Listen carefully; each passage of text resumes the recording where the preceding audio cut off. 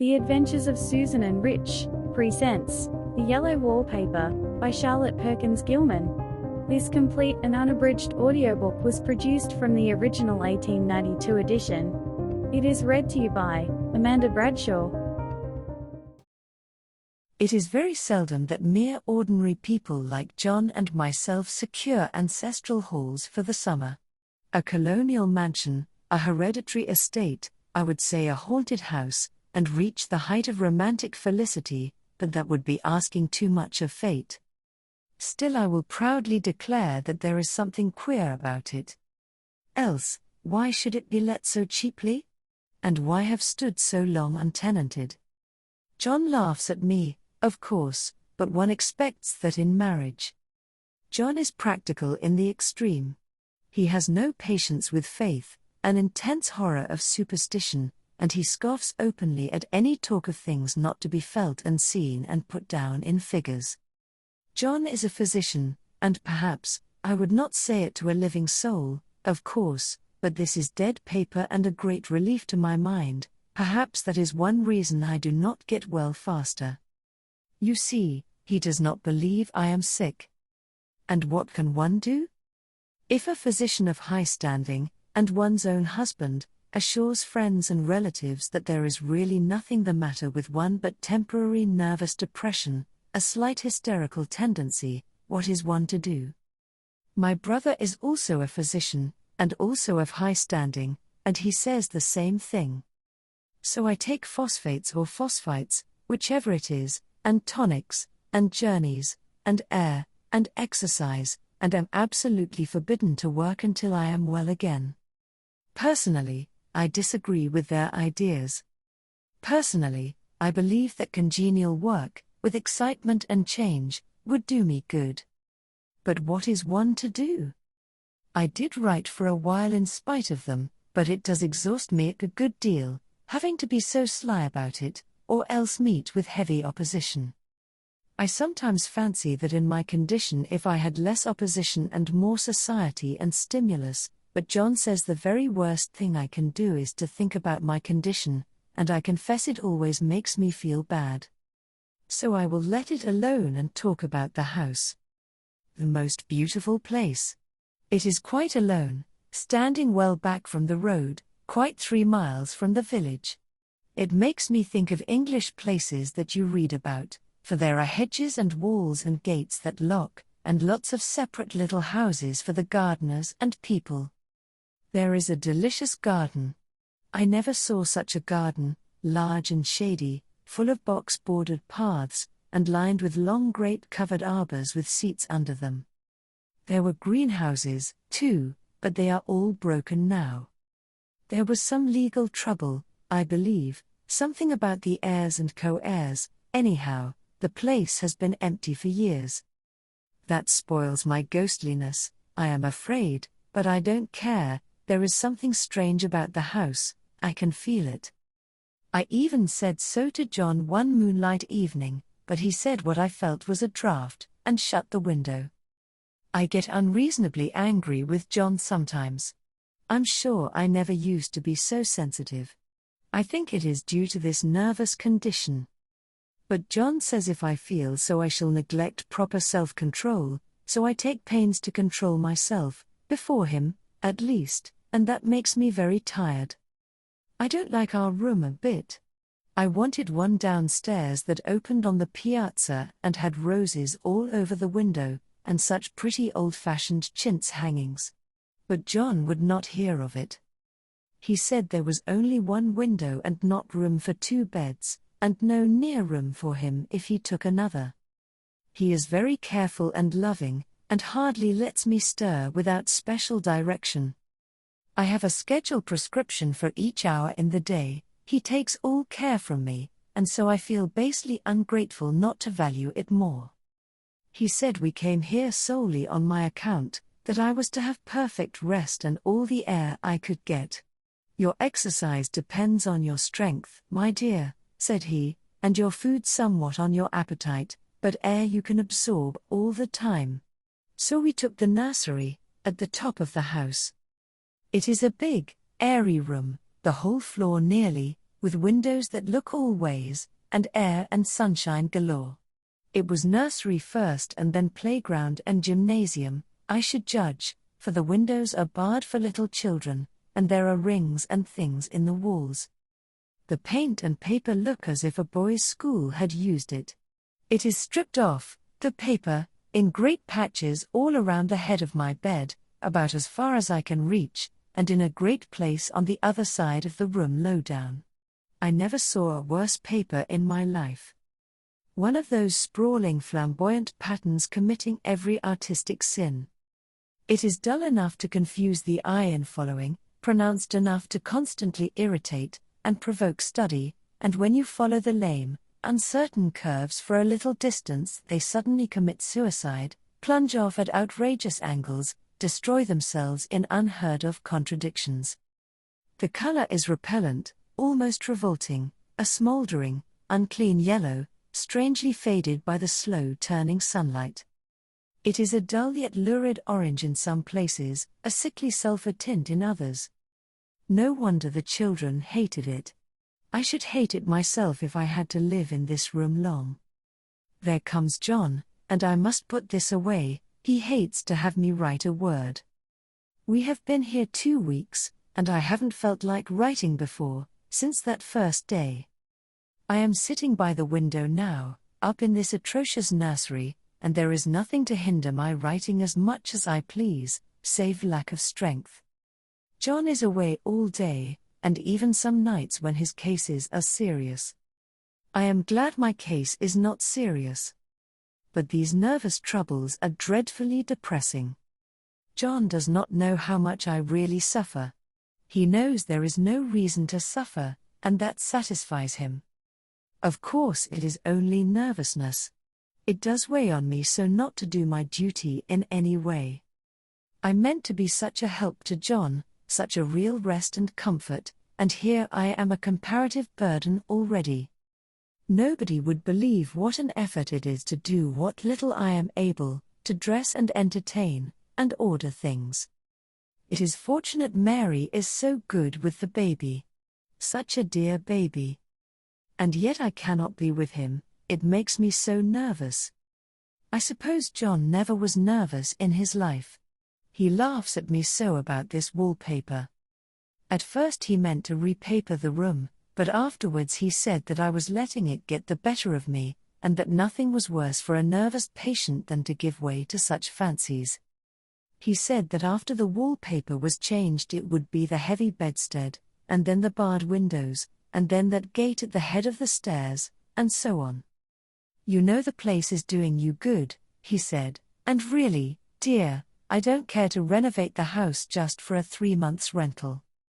Then do let us go downstairs, I said, there are such pretty rooms there. Then he took me in his arms and called me a blessed little goose, and said he would go down cellar if I wished, and have it whitewashed into the bargain. But he is right enough about the beds and windows and things. It is as airy and comfortable a room as anyone need wish, and, of course, I would not be so silly as to make him uncomfortable just for a whim. I'm really getting quite fond of the big room, all but that horrid paper. Out of one window I can see the garden, those mysterious deep-shaded arbors, the riotous old-fashioned flowers, and bushes and gnarly trees. Out of another I get a lovely view of the bay and a little private wharf belonging to the estate. There is a beautiful shaded lane that runs down there from the house. I always fancy I see people walking in these numerous paths and arbors, but John has cautioned me not to give way to fancy in the least. He says that with my imaginative power and habit of story-making, a nervous weakness like mine is sure to lead to all manner of excited fancies, and that I ought to use my will and good sense to check the tendency. So I try.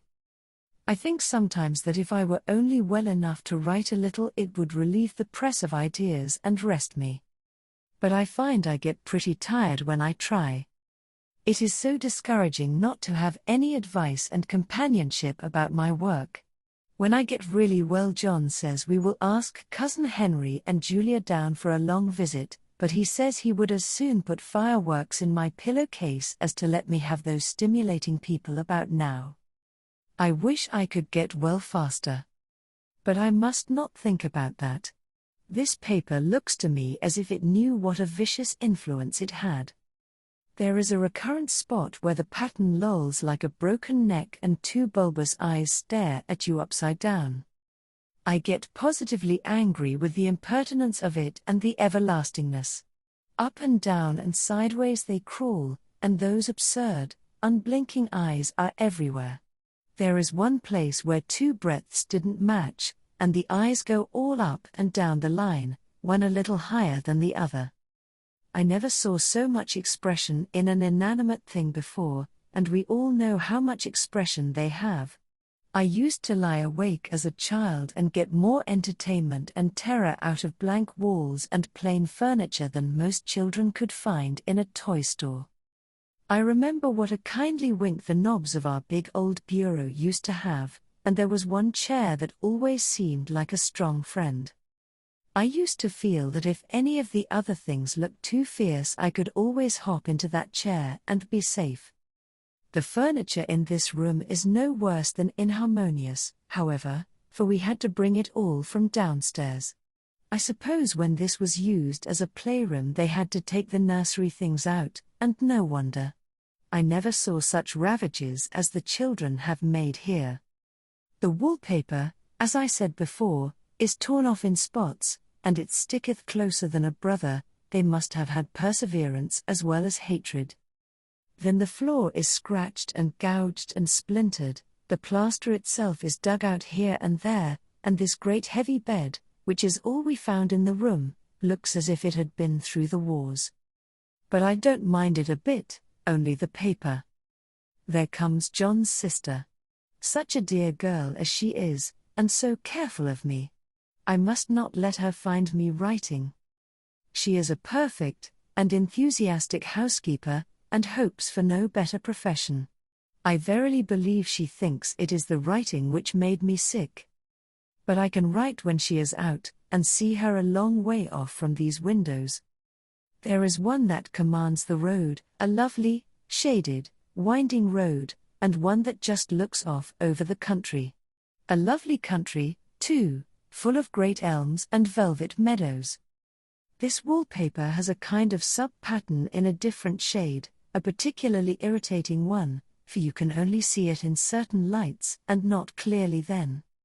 But in the places where it isn't faded, and where the sun is just so, I can see a strange, provoking, formless sort of figure that seems to sulk about behind that silly and conspicuous front design. There's Sister on the stairs. Well, the 4th of July is over. The people are gone and I am tired out. John thought it might do me good to see a little company, so we just had Mother and Nellie and the children down for a week. Of course I didn't do a thing. Jenny sees to everything now. But it tired me all the same.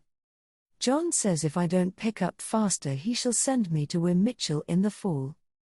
But I don't want to go there at all. I had a friend who was in his hands once, and she says he is just like John and my brother, only more so. Besides, it is such an undertaking to go so far.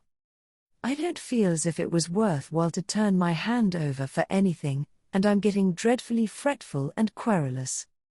I cry at nothing, and cry most of the time. Of course I don't when John is here, or anybody else, but when I am alone. And I am alone a good deal just now. John is kept in town very often by serious cases, and Jenny is good and lets me alone when I want her to. So I walk a little in the garden or down that lovely lane, sit on the porch under the roses, and lie down up here a good deal. I'm getting really fond of the room in spite of the wallpaper. Perhaps because of the wallpaper. It dwells in my mind so. I lie here on this great immovable bed. It is nailed down, I believe, and follow that pattern about by the hour. It is as good as gymnastics, I assure you. I start, we'll say, at the bottom, down in the corner over there where it has not been touched, and I determine for the 1000th time that I will follow that pointless pattern to some sort of a conclusion. I know a little of the principle of design, and I know this thing was not arranged on any laws of radiation, or alternation, or repetition, or symmetry, or anything else that I ever heard of. It is repeated, of course, by the breadths, but not otherwise. Looked at in one way, each breadth stands alone, the bloated curves and flourishes, a kind of debased Romanesque with delirium tremens, go waddling up and down in isolated columns of fatuity. But, on the other hand, they connect diagonally, and the sprawling outlines run off in great slanting waves of optic horror, like a lot of wallowing seaweeds in full chase. The whole thing goes horizontally, too, at least it seems so, and I exhaust myself in trying to distinguish the order of its going in that direction. They have used a horizontal breadth for a frieze, and that adds wonderfully to the confusion. There is one end of the room where it is almost intact, and there, when the cross lights fade and the low sun shines directly upon it, I can almost fancy radiation after all. The interminable grotesques seem to form around a common center and rush off in headlong plunges of equal distraction. It makes me tired to follow it. I will take a nap, I guess. I don't know why I should write this. I don't want to. I don't feel able. And I know John would think it absurd. But I must say what I feel and think in some way. It is such a relief. But the effort is getting to be greater than the relief. Half the time now I am awfully lazy, and lie down ever so much. John says I mustn't lose my strength, and has me take cod liver oil and lots of tonics and things, to say nothing of ale and wine and rare meat. Dear John. He loves me very dearly, and hates to have me sick. I tried to have a real earnest reasonable talk with him the other day, and tell him how I wish he would let me go and make a visit to Cousin Henry and Julia. But he said I wasn't able to go, nor able to stand it after I got there, and I did not make out a very good case for myself, for I was crying before I had finished. It is getting to be a great effort for me to think straight. Just this nervous weakness, I suppose. And dear John gathered me up in his arms, and just carried me upstairs and laid me on the bed, and sat by me and read to me till it tired my head. He said I was his darling and his comfort and all he had, and that I must take care of myself for his sake, and keep well. He says no one but myself can help me out of it, that I must use my will and self-control and not let any silly fancies run away with me. There's one comfort, the baby is well and happy, and does not have to occupy this nursery with the horrid wallpaper. If we had not used it, that blessed child would have. What a fortunate escape! Why, I wouldn't have a child of mine, an impressionable little thing, live in such a room for worlds. I never thought of it before, but it is lucky that John kept me here after all. I can stand it so much easier than a baby, you see. Of course I never mention it to them any more, I am too wise, but I keep watch of it all the same. There are things in that paper that nobody knows but me, or ever will. Behind that outside pattern the dim shapes get clearer every day. It is always the same shape, only very numerous. And it is like a woman stooping down and creeping about behind that pattern. I don't like it a bit. I wonder, I begin to think, I wish John would take me away from here. It is so hard to talk with John about my case, because he is so wise, and because he loves me so. But I tried it last night. It was moonlight. The moon shines in all around, just as the sun does. I hate to see it sometimes, it creeps so slowly, and always comes in by one window or another. John was asleep and I hated to waken him, so I kept still and watched the moonlight on that undulating wallpaper till I felt creepy. The faint figure behind seemed to shake the pattern, just as if she wanted to get out. I got up softly and went to feel and see if the paper did move, and when I came back John was awake. "What is it, little girl?" he said. Don't go walking about like that, you'll get cold. I thought it was a good time to talk, so I told him that I really was not gaining here, and that I wished he would take me away. Why, darling, said he, our lease will be up in 3 weeks, and I can't see how to leave before. The repairs are not done at home, and I cannot possibly leave town just now. Of course, if you were in any danger I could and would, but you really are better, dear, whether you can see it or not. I am a doctor, dear, and I know. You are gaining flesh and color, your appetite is better. I feel really much easier about you. I don't weigh a bit more, said I, nor as much, and my appetite may be better in the evening, when you are here, but it is worse in the morning when you are away. Bless her little heart, said he with a big hug, she shall be as sick as she pleases. But now let's improve the shining hours by going to sleep, and talk about it in the morning. And you won't go away? I asked gloomily. Why, how can I, dear? It is only 3 weeks more and then we will take a nice little trip of a few days while Jenny is getting the house ready. Really, dear, you are better. Better in body perhaps I began, and stopped short, for he sat up straight and looked at me with such a stern, reproachful look that I could not say another word.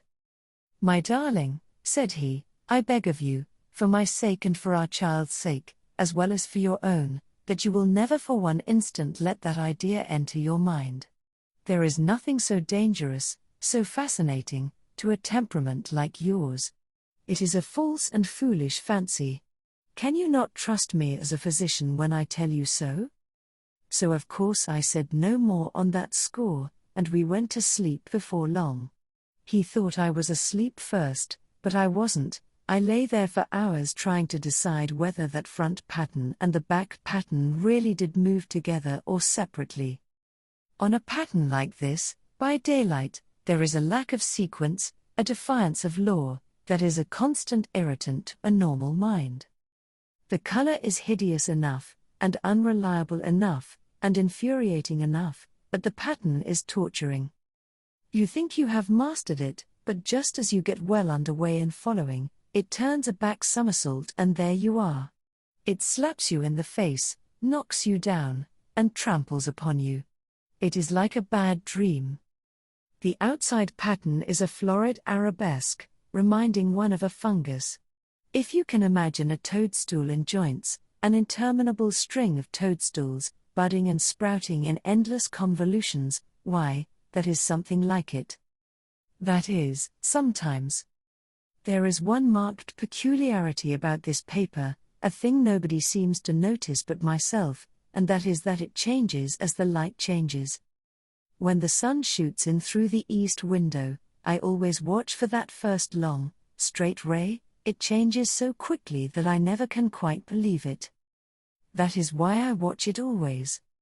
By moonlight, the moon shines in all night when there is a moon, I wouldn't know it was the same paper. At night in any kind of light, in twilight, candlelight, lamplight, and worst of all by moonlight, it becomes bars. The outside pattern I mean, and the woman behind it is as plain as can be. I didn't realize for a long time what the thing was that showed behind, that dim sub-pattern, but now I am quite sure it is a woman. By daylight she is subdued, quiet. I fancy it is the pattern that keeps her so still.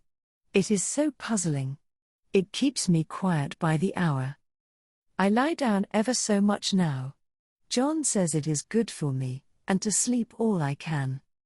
Indeed, he started the habit by making me lie down for an hour after each meal. It is a very bad habit, I am convinced, for, you see, I don't sleep. And that cultivates deceit, for I don't tell them I'm awake, oh, no.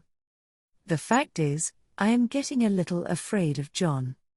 He seems very queer sometimes, and even Jenny has an inexplicable look. It strikes me occasionally, just as a scientific hypothesis, that perhaps it is the paper. I have watched John when he did not know I was looking, and come into the room suddenly on the most innocent excuses, and I've caught him several times looking at the paper. And Jenny too.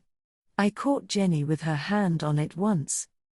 She didn't know I was in the room, and when I asked her in a very quiet voice, with the most restrained manner possible, what she was doing with the paper, she turned around as if she had been caught stealing, and looked quite angry, asked me why I should frighten her so. Then she said that the paper stained everything it touched, that she had found yellow smooches on all my clothes and John's, and she wished we would be more careful. Did not that sound innocent? But I know she was studying that pattern, and I am determined that nobody shall find it out but myself. Life is very much more exciting now than it used to be. You see, I have something more to expect, to look forward to watch. I really do eat better, and am more quiet than I was. John is so pleased to see me improve. He laughed a little the other day, and said I seemed to be flourishing in spite of my wallpaper. I turned it off with a laugh. I had no intention of telling him it was because of the wallpaper. He would make fun of me. He might even want to take me away. I don't want to leave now until I have found it out. There is a week more, and I think that will be enough. I'm feeling ever so much better. I don't sleep much at night, for it is so interesting to watch developments, but I sleep a good deal in the daytime. In the daytime it is tiresome and perplexing. There are always new shoots on the fungus, and new shades of yellow all over it. I cannot keep count of them, though I have tried conscientiously. It is the strangest yellow, that wallpaper. It makes me think of all the yellow things I ever saw, not beautiful ones like buttercups, but old foul, bad yellow things. But there is something else about that paper, the smell. I noticed it the moment we came into the room, but with so much air and sun it was not bad. Now we have had a week of fog and rain, and whether the windows are open or not, the smell is here. It creeps all over the house. I find it hovering in the dining room, skulking in the parlor, hiding in the hall, lying in wait for me on the stairs. It gets into my hair. Even when I go to ride, if I turn my head suddenly and surprise it, there is that smell. Such a peculiar odor, too. I have spent hours in trying to analyze it, to find what it smelled like. It is not bad, at first, and very gentle, but quite the subtlest, most enduring odor I ever met. In this damp weather it is awful. I wake up in the night and find it hanging over me. It used to disturb me at first.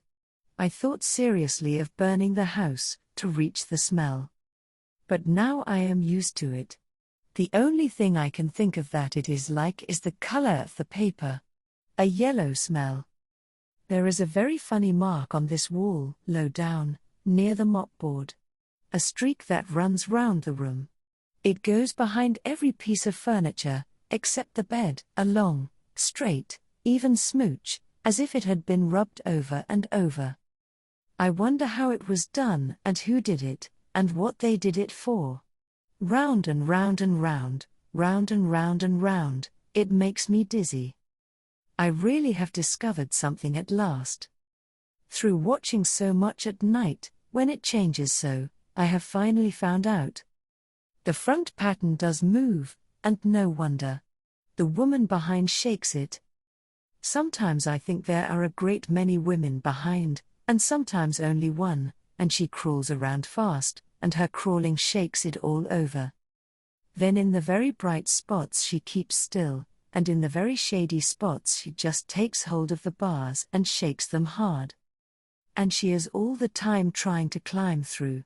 But nobody could climb through that pattern, it strangles so. I think that is why it has so many heads. They get through, and then the pattern strangles them off and turns them upside down, and makes their eyes white. If those heads were covered or taken off it would not be half so bad. I think that woman gets out in the daytime. And I'll tell you why, privately, I've seen her. I can see her out of every one of my windows. It is the same woman, I know, for she is always creeping, and most women do not creep by daylight. I see her on that long shaded lane, creeping up and down. I see her in those dark grape arbors, creeping all around the garden. I see her on that long road under the trees, creeping along, and when a carriage comes she hides under the blackberry vines. I don't blame her a bit. It must be very humiliating to be caught creeping by daylight. I always lock the door when I creep by daylight. I can't do it at night, for I know John would suspect something at once. And John is so queer now, that I don't want to irritate him. I wish he would take another room. Besides, I don't want anybody to get that woman out at night but myself. I often wonder if I could see her out of all the windows at once. But, turn as fast as I can only see out of one at one time. And though I always see her, she may be able to creep faster than I can turn. I have watched her sometimes away off in the open country, creeping as fast as a cloud shadow in a high wind. If only that top pattern could be gotten off from the under one. I mean to try it, little by little. I have found out another funny thing, but I shan't tell it this time. It does not do to trust people too much. There are only 2 more days to get this paper off, and I believe John is beginning to notice. I don't like the look in his eyes. And I heard him ask Jenny a lot of professional questions about me. She had a very good report to give. She said I slept a good deal in the daytime. John knows I don't sleep very well at night, for all I'm so quiet. He asked me all sorts of questions, too, and pretended to be very loving and kind. As if I couldn't see through him. Still, I don't wonder he acts so, sleeping under this paper for 3 months. It only interests me, but I feel sure John and Jenny are secretly affected by it. Hurrah! This is the last day, but it is enough. John is to stay in town overnight, and won't be out until this evening. Jenny wanted to sleep with me, the sly thing. But I told her I should undoubtedly rest better for a night all alone. That was clever, for really I wasn't alone a bit.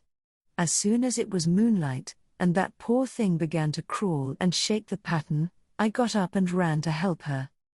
I pulled and she shook, I shook and she pulled, and before morning we had peeled off yards of that paper. A strip about as high as my head and half around the room. And then when the sun came and that awful pattern began to laugh at me, I declared I would finish it today. We go away tomorrow, and they are moving all my furniture down again to leave things as they were before. Jenny looked at the wall in amazement, but I told her merrily that I did it out of pure spite at the vicious thing. She laughed and said she wouldn't mind doing it herself, but I must not get tired. How she betrayed herself that time.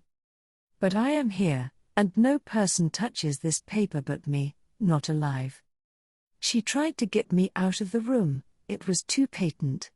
But I said it was so quiet and empty and clean now that I believed I would lie down again and sleep all I could, and not to wake me even for dinner, I would call when I woke. So now she is gone, and the servants are gone, and the things are gone, and there is nothing left but that great bedstead nailed down, with the canvas mattress we found on it. We shall sleep downstairs tonight, and take the boat home tomorrow. I quite enjoy the room, now it is bare again. How those children did tear about here. This bedstead is fairly gnawed. But I must get to work. I have locked the door and thrown the key down into the front path. I don't want to go out, and I don't want to have anybody come in, till John comes. I want to astonish him. I've got a rope up here that even Jenny did not find. If that woman does get out, and tries to get away, I can tie her. But I forgot I could not reach far without anything to stand on. This bed will not move. I tried to lift and push it until I was lame, and then I got so angry I bit off a little piece at one corner, but it hurt my teeth. Then I peeled off all the paper I could reach standing on the floor. It sticks horribly and the pattern just enjoys it. All those strangled heads and bulbous eyes and waddling fungus growths just shriek with derision. I am getting angry enough to do something desperate. To jump out of the window would be admirable exercise, but the bars are too strong even to try. Besides, I wouldn't do it. Of course not. I know well enough that a step like that is improper and might be misconstrued. I don't like to look out of the windows even, there are so many of those creeping women, and they creep so fast. I wonder if they all come out of that wallpaper as I did? But I am securely fastened now by my well-hidden rope, you don't get me out in the road there? I suppose I shall have to get back behind the pattern when it comes night, and that is hard. It is so pleasant to be out in this great room and creep around as I please. I don't want to go outside. I won't, even if Jenny asks me to. For outside you have to creep on the ground, and everything is green instead of yellow. But here I can creep smoothly on the floor, and my shoulder just fits in that long smooch around the wall, so I cannot lose my way. Why, there's John at the door. It is no use, young man, you can't open it. How he does call and pound. Now he's crying for an axe. It would be a shame to break down that beautiful door. John dear, said I in the gentlest voice, the key is down by the front steps, under a plantain leaf. That silenced him for a few moments. Then he said, very quietly indeed, open the door, my darling. I can't, said I. The key is down by the front door under a plantain leaf. And then I said it again, several times, very gently and slowly, and said it so often that he had to go and see, and he got it, of course, and came in. He stopped short by the door. What is the matter? He cried. For God's sake, what are you doing? I kept on creeping just the same, but I looked at him over my shoulder. I've got out at last, said I, in spite of you and Jane. And I've pulled off most of the paper, so you can't put me back. Now why should that man have fainted? But he did, and right across my path by the wall, so that I had to creep over him every time. This concludes the reading of The Yellow Wallpaper by Charlotte Perkins Gilman. Thank you for listening. Please subscribe to our channel and check out our other audiobooks and videos.